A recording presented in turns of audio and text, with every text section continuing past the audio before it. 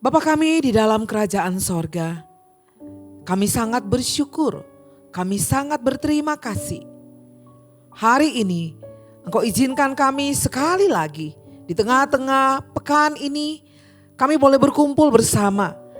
Kami rindu Bapa, pujian penyembahan malam hari ini sungguh berkenan di hadapan-Mu. Dan saat ini kami akan merenungkan firman-Mu. Tolong berkati hamba-Mu, berbicara kata demi kata seturut dengan kehendak-Mu. Berfirmanlah Bapa, kami semua siap untuk mendengarkan. Di dalam nama Tuhan Yesus Kristus kami berdoa. Amin. Saudara yang dikasihi oleh Tuhan, mungkin kita sebagian besar pernah punya pengalaman menolong seseorang. Menolong seseorang yang saya maksudkan ketika dia sedang ada dalam keadaan yang sangat-sangat tertekan. Ada di dalam keadaan yang sangat kritis. Ada dalam kondisi yang sangat berat. Biasanya orang dalam kondisi seperti ini, cara dia meminta tolong itu udah sangat-sangat memohon seperti itu. Mungkin dengan nada-nada yang berbeda dari berbicara seperti biasa. Namun misalnya kita sudah menolong, kita sudah memberikan bantuan kita, tapi setelah itu orang itu melupakan kita. Lebih parahnya lagi, dia putus kontak dengan kita. Mungkin kita berpikir, waduh, ini apa yang terjadi? Bagaimana rasanya ketika kondisi seperti ini terjadi? Sebagai manusia kita pastinya kecewa. Atau mungkin lebih parah kita ikut-ikutan, ya udah putus kontak sudah. Kita tidak mau lagi, kita marah, kita kecewa, kita betul-betul juga memilih untuk apa? Ini orang tidak tahu berterima kasih, jadi dia tidak boleh ada lagi dalam pikiran saya. Nah saudara, seandainya Tuhan seperti ini, saya tidak bisa membayangkan.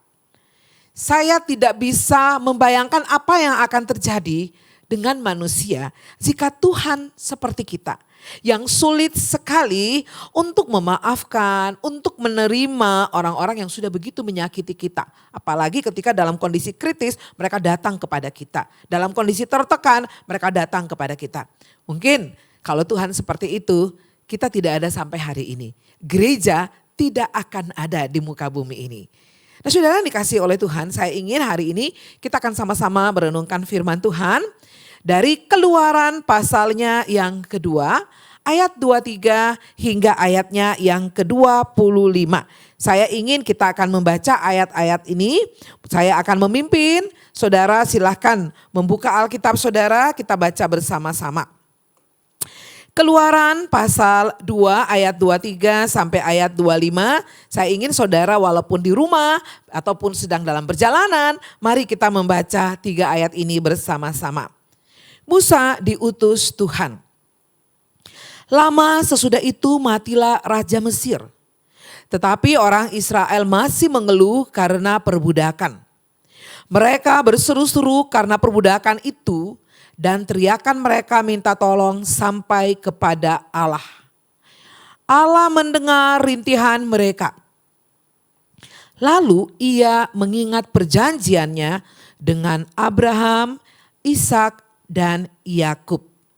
Lalu Allah memperhatikan orang Israel dan mempedulikan mereka.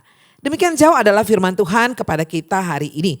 Nah saudara, bagian firman Tuhan yang kita baca saat ini dari kitab-kitab awal Keluaran. Ya, ini bercerita tentang penderitaan bangsa Israel di Mesir dan panggilan Musa untuk membebaskan mereka. Jadi kalau kita baca selanjutnya bagaimana ada panggilan kepada Musa.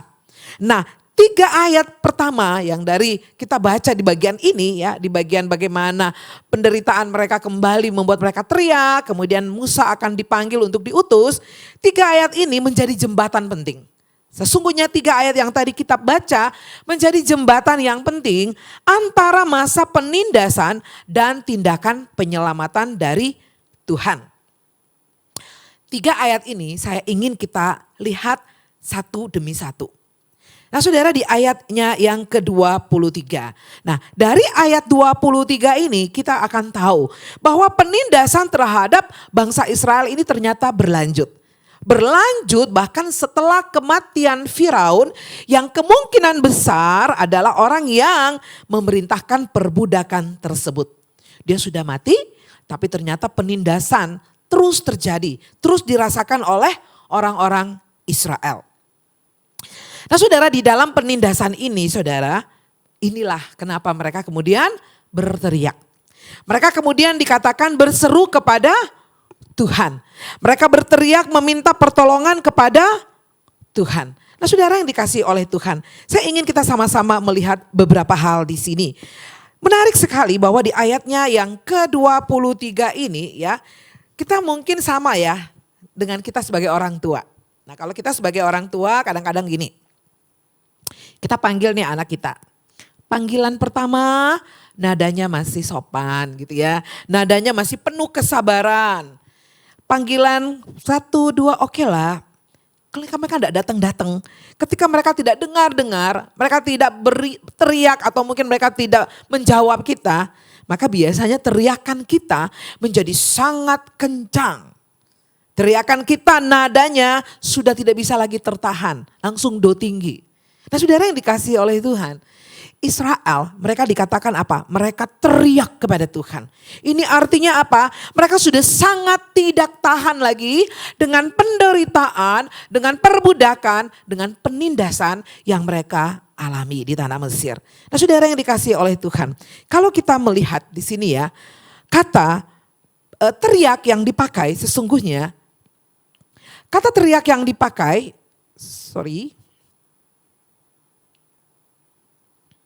Oke.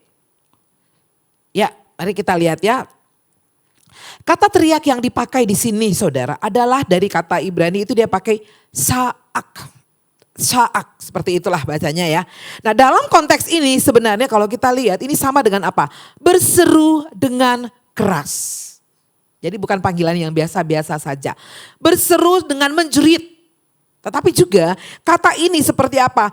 Berseru dengan mengaduh. Jadi kita bisa membayangkan seperti apa mereka saat itu ketika berteriak kepada Tuhan. Mereka mungkin mengatakan betapa mereka sudah terlalu pedih. Berapa mereka sudah terlalu sakit. Ini menunjukkan tangisan yang kuat, penuh keputusasaan. Sebagai bentuk respon terhadap penindasan yang mereka alami di tanah Mesir. Saudara kalau membaca buku-buku arkeologi ya, kita menemukan di sana bahwa ternyata pada masa Mesir kuno itu para budak menjalani kerja paksa yang sangat berat. Gitu ya. Mereka dipaksa untuk membuat batu bata dengan tanah liat dengan kuota yang tidak realistis gitu loh. Misalnya apa ya, jumlah yang sangat banyak dalam satu hari. Tuntutan itu luar biasa. Mereka juga terlibat dalam pembangunan kota-kota dan proyek-proyek besar dengan tekanan yang sangat berat dan sangat kejam. Nah saudara, sebenarnya konsep kerja paksa yang meluas di Mesir kuno itu didukung oleh banyak bukti arkeologis. Nah oleh sebab itu wajar jika umat Israel akhirnya tidak tahan. Wajar akhirnya mereka berteriak kepada Tuhan. Nah selanjutnya kalau di dalam ayat 24 ya kita melihat ya, Allah mendengar teriakan mereka. Allah mendengar jeritan mereka. Allah mendengar bagaimana mereka mengaduh. Dan ketika Allah mendengar dikatakan apa? Ia teringat akan perjanjiannya dengan Abraham, Ishak dan Yakub. Hal ini memberitahu kepada kita bahwa Tuhan tidak pernah melupakan perjanjiannya dengan nenek moyang bangsa Israel. Tuhan bukan pribadi yang lupa atau ingkar kepada janjinya. Tuhan adalah pribadi yang sungguh-sungguh menunjukkan bukti kesetiaannya terhadap janji yang sudah dia ucapkan. Nah, mari kita melihat kata yang diterjemahkan ya di sini ya, kata yang diterjemahkan untuk mengingat berasal dari satu kata Yunani, kata Ibrani zakar. Ya, mengingat. Nah, ini artinya apa? Ini dalam konteks ini memiliki beberapa nuansa gitu ya. Secara umum dia berarti mengingat kembali, memperhatikan, atau mengingat dengan tujuan untuk bertindak. Menarik ya kalau kita lihat ya. Jadi ternyata bukan sekedar ingat, oh iya saya pernah berjanji kepada nenek moyang mereka. Tetapi ternyata di sini kita lihat ya, sungguh-sungguh bagaimana kita melihat ternyata Allah benar-benar dia ingat. Dan ingatan itu membuat dia bertindak. Ingatan itulah yang mengingatkan Allah kepada apa? Oh, ini adalah kasih setia saya. Karena kasih setia Allah lah sehingga Allah punya tindakan. Yaitu untuk apa? Bertindak menunjukkan pertolongan dia. Nah, saudara yang dikasihi oleh Tuhan, sampai di sini kita melihat betapa Allah itu luar biasa. Betapa Allah itu benar-benar sesuatu yang terjadi dengan umatnya, dia ingat. Dia tidak hanya sekedar mendengar, tetapi dia benar-benar satu tujuan. Ada tindakan yang akan dia ambil. Ya, salah satunya dengan diawali dengan pengutusan dari Musa. Nah, kemudian di ayatnya yang ke-25, kita melihat di sana ada kata Ibrani, ya. Dikatakan di sana ya, Allah melihat ya, kata yang diterjemahkan melihat. Ada satu kata ra'ah. Dari kata Ibrani ini ada beberapa pengertian. Dari kata ini saja Allah memperhatikan. Dari kata ini menunjukkan bahwa dia memperhatikan dengan seksama. Dia sungguh menyadari. Jadi dia tidak hanya melihat, mendengar, tapi benar-benar dia melihat, dia sadari apa yang menjadi perintah, apa yang menjadi penderitaan dari umat pada saat itu. Kata ini juga bisa untuk mengalami, artinya merasakan dan menyaksikan sesuatu. Kata ini juga bisa artinya memahami, yaitu mengerti dan menyadari sesuatu. Ini juga bisa berarti memeriksa, menyelidiki dan mengamati dengan cermat. Nah, saudara yang dikasih oleh Tuhan, luar biasa ya. Allah kita, Allah yang begitu peduli.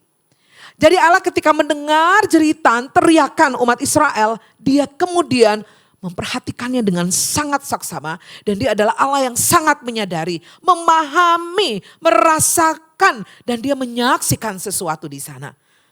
Dia sangat mengerti sesuatu di sana yang dialami oleh umatnya. Dan dia betul-betul menyelidiki dan mengamati dengan cermat. Itulah sebabnya kalau kita baca selanjutnya luar biasa. Ketika diawali dengan pengutusan Musa. Bagaimana Musa dipanggil dan kita akan melihat bagaimana. Yang paling terkenal adalah dengan 10 tulah itu ya. Bagaimana supaya mereka bisa bebas dari perbudakan di Mesir. Kemudian di ayat yang ke-25. Ayat 25 dia bilang apa? Allah memperhatikan orang Israel dan mempedulikan mereka. Saudara di sini ya kalau kita perhatikan ya. Allah memperhatikan. Ada satu kata yang dipakai sebenarnya ya. Bagaimana ada satu kata kata sama ya. Ada maaf ya. Oke. Mari kita lihat sama-sama ya. Kata ini ya kalau kita lihat Tuhan tadi dikatakan Tuhan melihat. Kemudian Tuhan juga adalah Tuhan yang mendengar. Tadi ya, Tuhan yang mendengar. Dia mendengar dengan apa? Dia mengerti apa yang dia dengar. Tuhan mendengarkan dengan maksud untuk dia ikut mentaati, melakukan apa yang menjadi teriakan, permintaan daripada umat.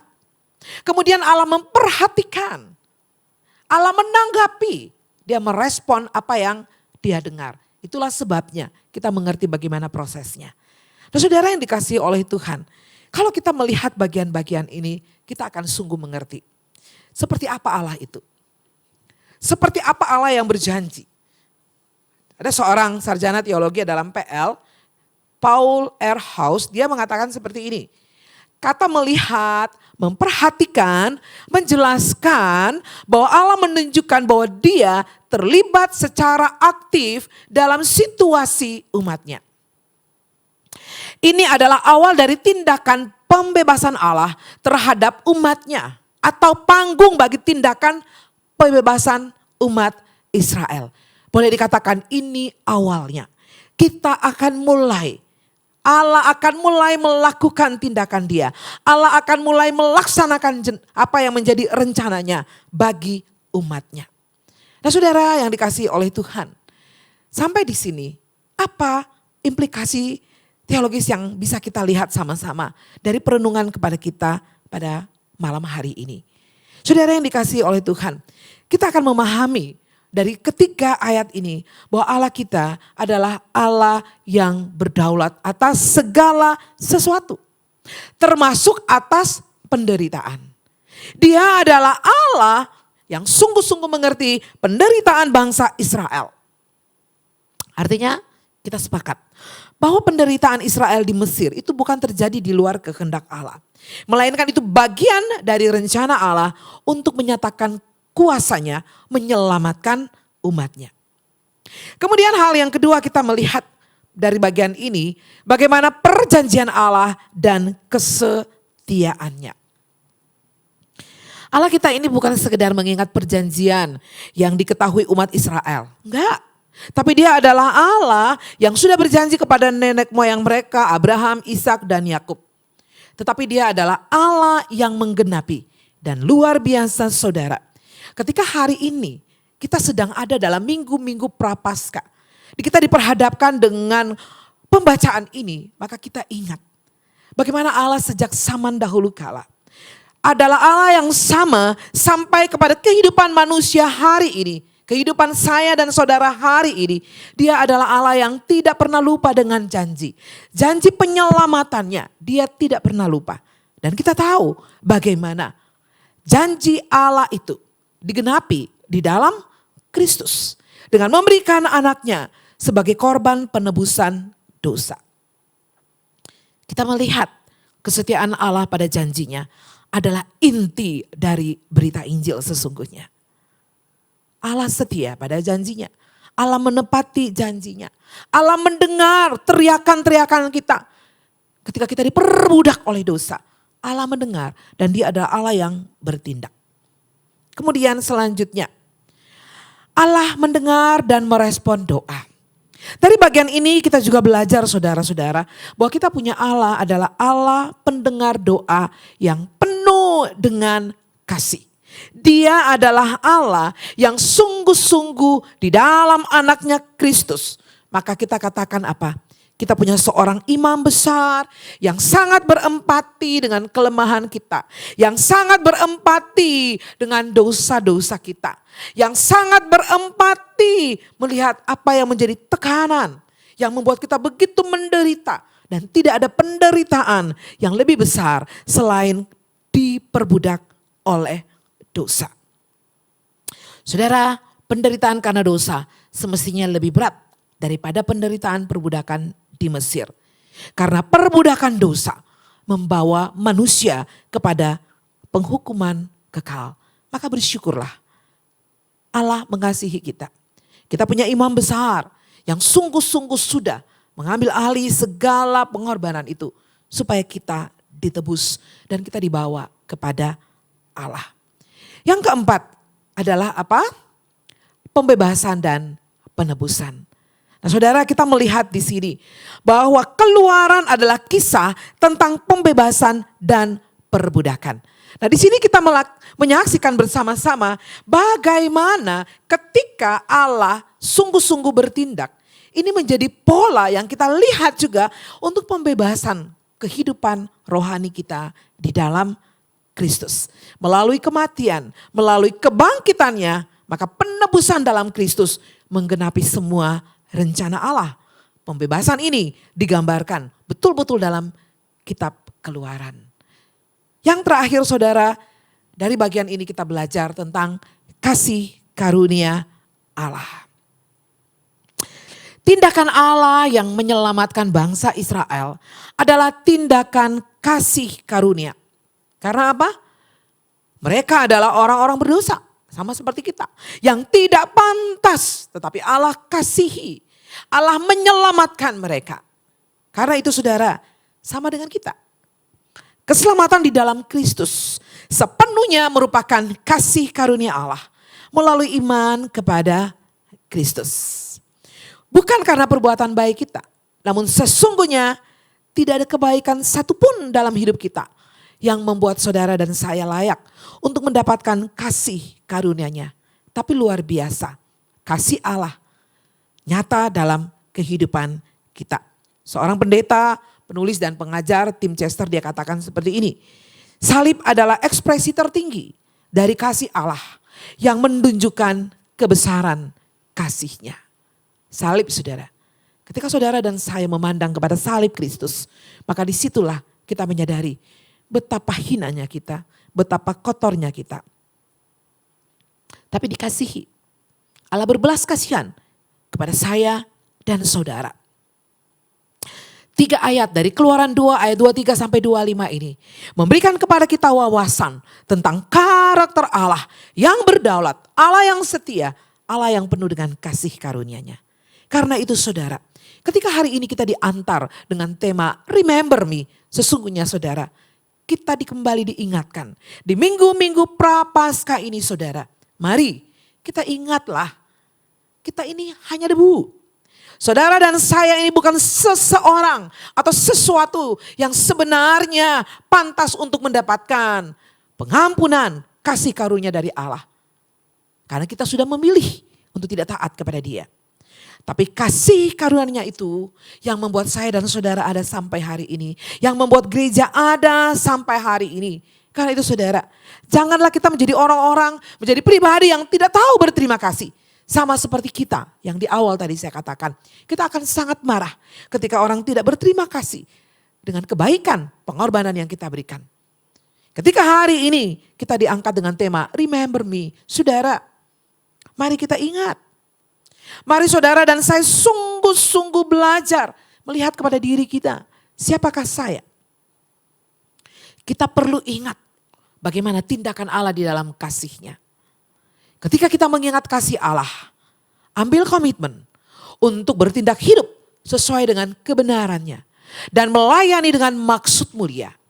Agar Dia selalu dimuliakan melalui kehidupan kita. Mari saudara, kita menghayati dengan penuh syukur, dengan penuh rasa kusuk di hadapan Tuhan. Bahwa ada kasih yang luar biasa, mati di salib demi saudara dan saya. Supaya hari-hari hidup kita adalah hidup sebagai orang-orang yang tahu berterima kasih, orang-orang yang tahu diri untuk hidup bagi Dia. Kita berdoa. Terima kasih Bapa di dalam sorga, di minggu-minggu Prapaskah ini. Sekali-kali lagi kami diingatkan akan kasih Allah yang berdaulat. Kasih Allah yang setia. Kasih yang penuh dengan karunia kepada kami yang berdosa. Biarlah kehidupan kekristenan kami hari demi hari kami memandang kepada salib Kristus.